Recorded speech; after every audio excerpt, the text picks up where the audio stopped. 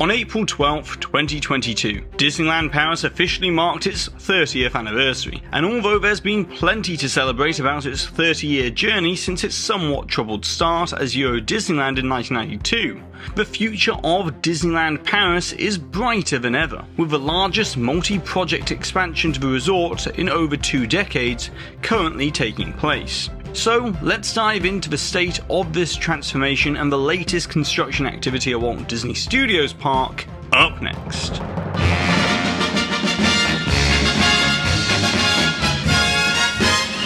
Hi there Waltineers, I'm Jack and this is DSNY Newscast, and if you're new to the channel then be sure to go ahead and subscribe down below so therefore you get more in-depth news videos like this one today. And with that being said, let's get straight into the topic about this Disneyland Paris expansion, as it's hard to believe that it's been over 4 years since Disney first announced their intentions to invest a colossal $2.3 billion into Disneyland Paris, to finally upgrade the subpar Walt Disney Studios Park to a true full-day experience to stand alongside Disneyland Park. And this ambitious transformation plan envisioned a whole-scale revitalization of the left side of the park with a Marvel-themed land and a massive expansion, signifying a 26% increase to the overall footprint of the park, which would see the approximate 50-acre park expand by an additional 13 acres, with the goal of adding 2 more lands themed to Frozen and Star Wars, and create a centerpiece 7.5-acre lake for daytime and nighttime offerings. And so now 4 years on, with the first phase of this transformation, the Marvel Avengers Campus, now complete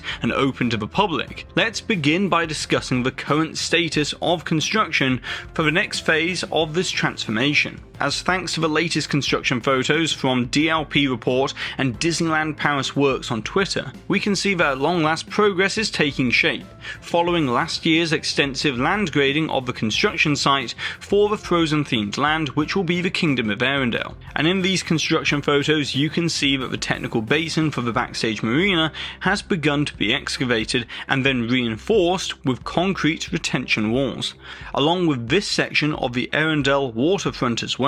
And then over here in this photo, there's these concrete forms for the 2 bridge abutments that will connect Arendelle to the scenic stroll around the landscaped lake perimeter. And the reason why this bridge seems to be one of the first pieces to be constructed is because it serves a vital operational purpose, not only allowing for access for the float structures to travel from backstage to the main lagoon for entertainment, but also, if the originally proposed Star Wars land has been delayed, then most guest flow is going to be focused on the right hand side of the lagoon's walkway to begin with. However, beyond the bridge abutments in these photos, we can see that some land grading has taken place ready for the next stage of excavation, with that being for the remainder of the lake's basin and the removal of former backstage remnants, as it's going to be this section that will be where the lake connects to the rest of the park via a landscaped promenade inspired by the Champs-Élysées in Paris. And then ever since late 2018, there's been this curiously large building within all of the project's public documentation,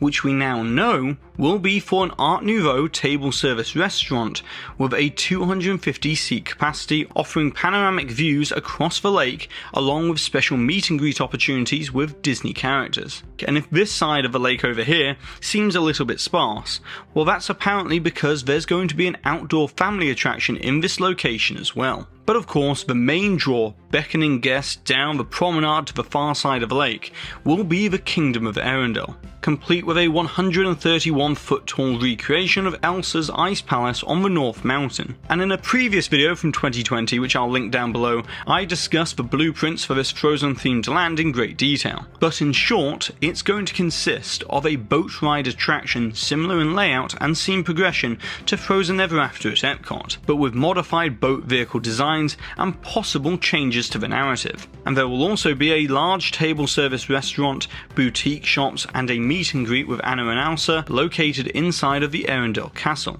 But now, thanks to these construction photos, we can see that there's a very positive sign for the development of this Frozen themed land, as the foundation work has begun for the basement of the Frozen Ever After show building. And this is a critical stage of the project, as due to French regulatory standards, the show building will likely be constructed via a concrete pour, as was the case with the Ratatouille attraction in 2014. But now, having seen this level of construction activity, you're probably wondering about the time frame for completion of this frozen land and lake area, and I would hasten cautious optimism that it could be complete by late 2024. As you see, originally the pre-pandemic targeted opening time frame was for late 2023, so that it will be open in time for the Paris Summer Olympics in 2024. But because of the year-long pandemic delay and the global supply chain constraints that occurred afterwards, the targeted opening for the lake and the Kingdom of Arendelle is likely to have been pushed back to 2024, although as we can see, Imagineering are working extremely hard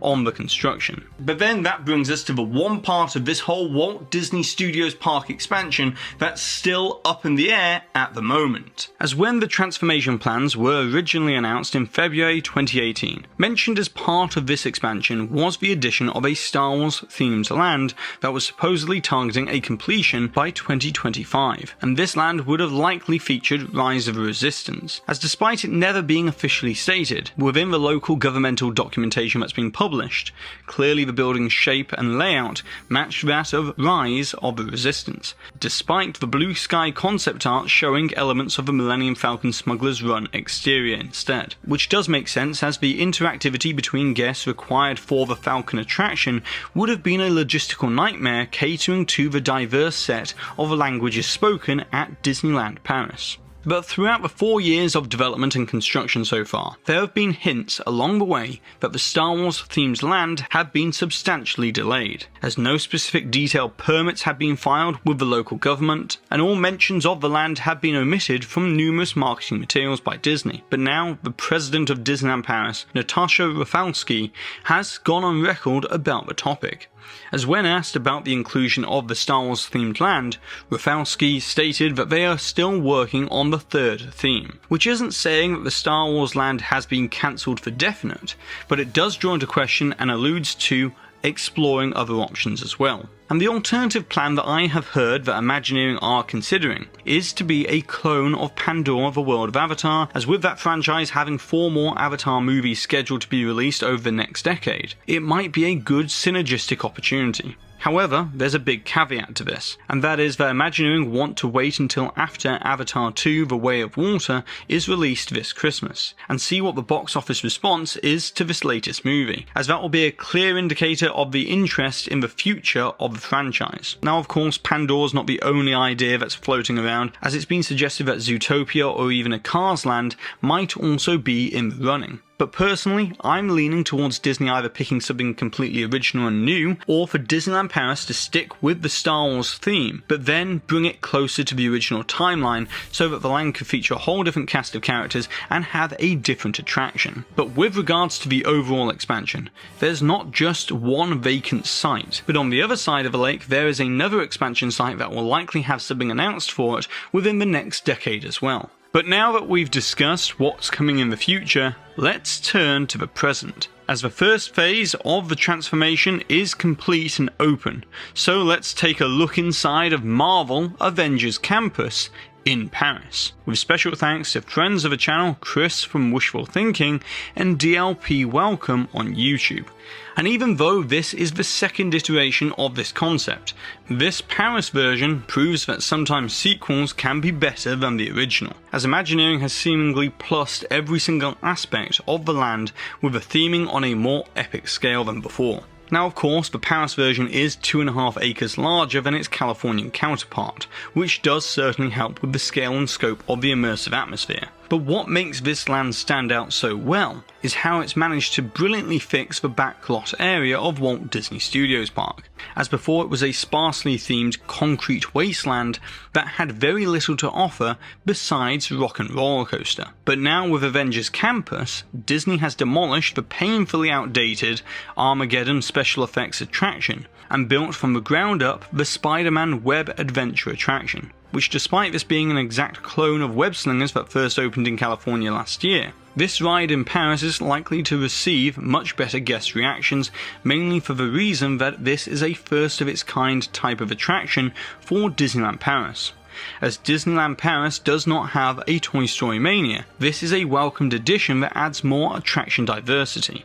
But that's not all, as arguably the most anticipated aspect of this Avengers Campus is the first ever Avengers themed roller coaster titled Avengers Assemble Flight Force, which is a retheme of Rock and Roller Coaster. Although referring to this as just a retheme would probably be doing Imagineering a disservice, as the team has redesigned every single thematic element of this attraction, and at long last it delivers the level of theming befitting this iconic and much loved roller coaster experience, as the exterior is massively improved, going from a cheap looking billboard to now this huge wraparound metal structure with an LED display that in story terms is the physical representation of Tony Stark's Friday artificial intelligence. Then for the newly reconfigured queue, it has been sprinkled with futuristic aesthetics throughout that then culminate in a pre-show that features a very impressive audio animatronic Iron Man. And this is a milestone for Walt Disney Studios Park, as believe it or not, this is the first and only animatronic in this park's 20-year history. But then when we come to the actual ride itself, technically speaking, the retheme didn't do anything revolutionary, as there's been a couple of projection screens added here and there, but this is still a vast improvement over what was there before, as the Paris version of Rock and Roller Coaster was always the underwhelming counterpart to the original in Walt Disney World, as the on-ride theming before was made up of concert stage trusses and lights instead of the larger-than-life set pieces that you see in the Florida version. And then despite this carrying the codename Jukebox throughout its development, which was obviously a reference to the music component of the previous ride, and considering how prominent AC/DC's music is within Iron Man, I feel that adding that soundtrack to Flight Force would have made this a perfect retheme. But instead, Imagineering have opted to remove the rock music in favour of more narrative by Iron Man and Captain Marvel. Although putting those small issues to one side, this Avengers retheme does breathe new life into a much loved roller coaster and will make it relevant for many years to come. So, overall, I would say that this Marvel Avengers Campus is a fantastically themed addition to Walt Disney Studios Park and sets the bar extremely high for the rest of the expansion to follow. But now, it's over to you, Waltineers. I would like to know what are your thoughts and opinions about this overall Disneyland Paris expansion, and also which land would you like to see brought to that new lake area as part of Walt Disney Studios Park. And if you've enjoyed today's video, then give this video a massive thumbs up, as it really does help this channel out. Share this video with a friend who's also interested in Disneyland Paris. And with all of that being said, I've been Jack, you've been you, and I'll see you real soon.